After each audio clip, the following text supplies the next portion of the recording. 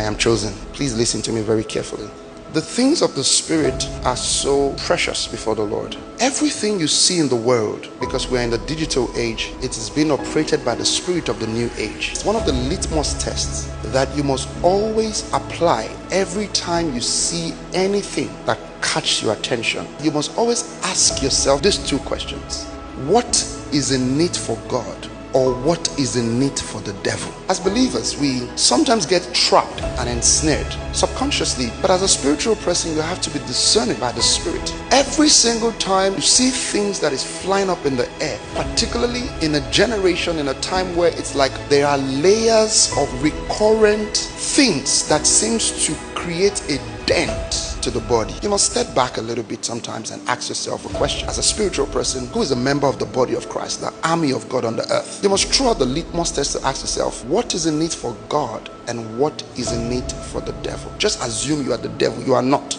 But assume you are the devil in the new age. What other options do you think you would have to discredit the power and the wisdom and the possibilities of God, if not to layer that power and the wisdom of God in mere jokes? And the danger of this thing that many people do not know, as easy and as funny as some of these things are, it is gradually breaking the fabric of the supernatural consciousness in a generation. And then you have lots of people who create memes out of it. People laugh about it. You can argue logically about some of those testimonies, but if you listen to the archive of that church's testimony, I can bet you that that's not the only kind of testimonies you find there. But don't you think that sometimes if the devil wants to derail a generation and consciously make light his power, it would create things that seems good, give you trend to laugh about it, but ultimately dissociate your soul from possibilities in your life, to the point that when you now require that supernatural, you no longer have faith for it because you have cancelled it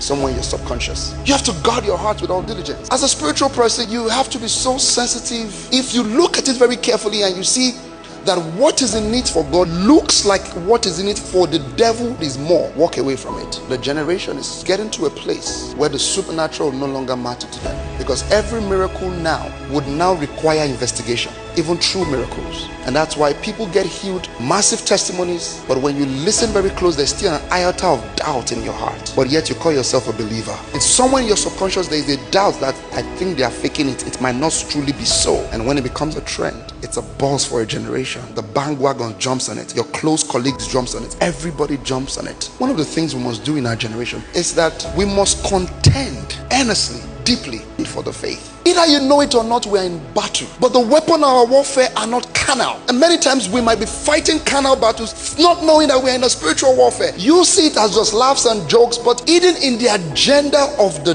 devil is something more disastrous than what we are all laughing about. Just discredit the supernatural and let everybody make light of the supernatural. The devil doesn't have to come with big horns anymore and say, now I want to discredit the supernatural. You know, he doesn't have to do that now. He's advanced in technology, the same way you two are advancing in technology. Be wise. Open your eyes.